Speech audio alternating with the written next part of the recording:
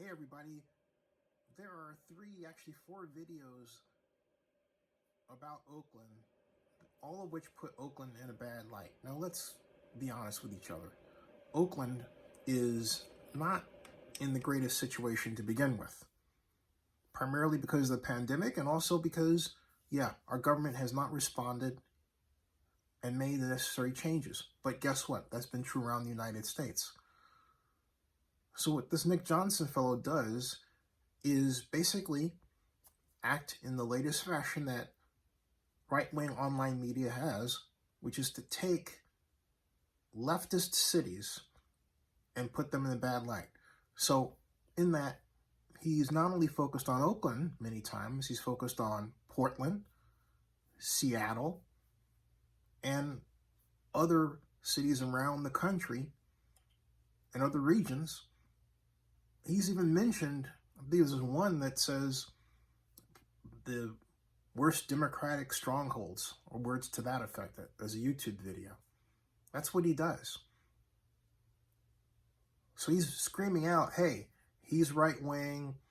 He's screaming out that he gets his money from right-wing donors. It's pretty obvious. And so others comment and say, well, it's not accurate and that shouldn't be shown. But the people who do that tend to come from an old media perspective.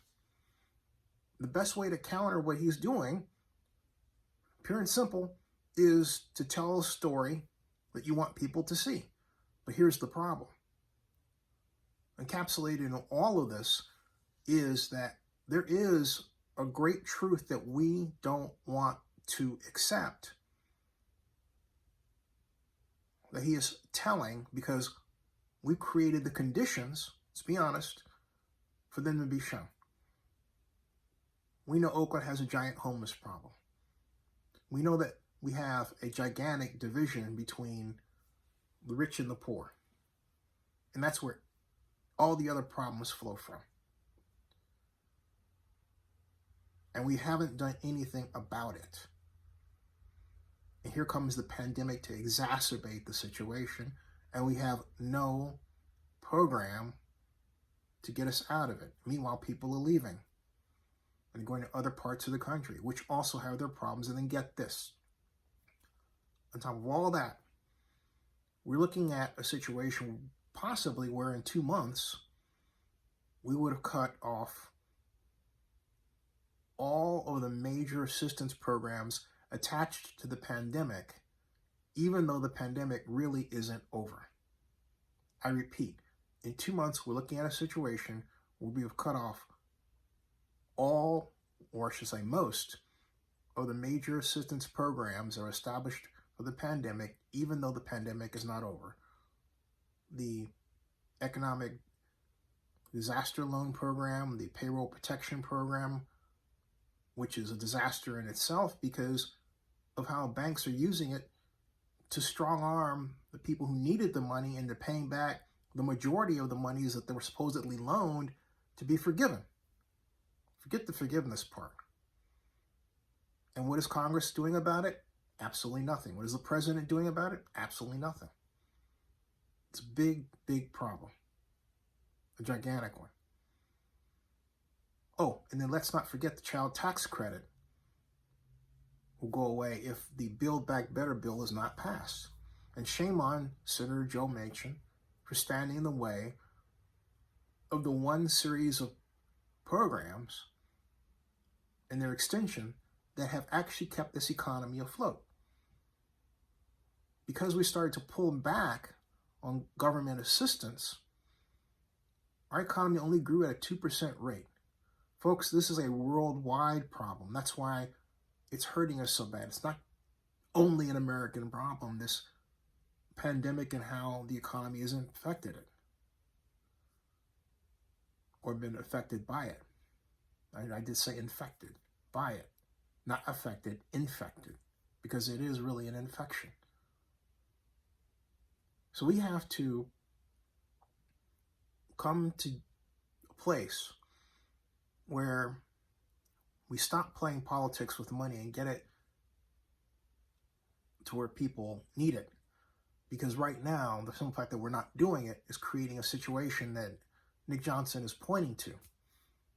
If you don't like that he's pointing to it, tell another story.